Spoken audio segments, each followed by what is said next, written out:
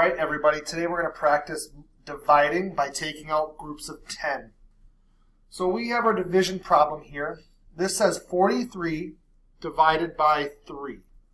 So we're trying to figure out how many times 3 can go into 43 without going over. So we're going to do some work on the right-hand side here. We need to use our multiplication facts to figure out how close we can get to 43 without going over by taking out groups of 10. So if we're going to take out 3 groups of 10, that's 3 times 10, that would be 30. That's pretty darn close. Let's see if we can get any closer. What if we tried 3 times 20? 60. Can 60 go inside 43? Nope, it's too big. So we're going to use 3 times 10. Put the 10 up top. 3 times 10 is 30. We're going to subtract. You end up with 13. How many times can 3 go into 13? 13 is our new number. We're not using 43 anymore.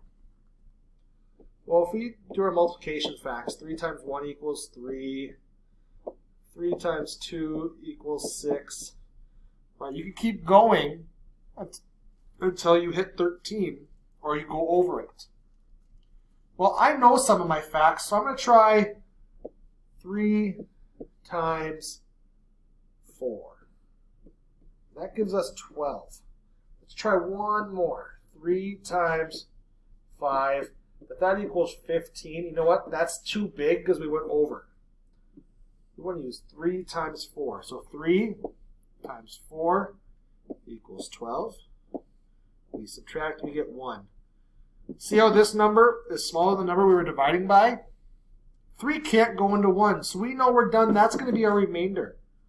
So let's look back up to the top. 10 plus 4 equals 14. We can't forget the remainder 1 from down here. 14, remainder 1.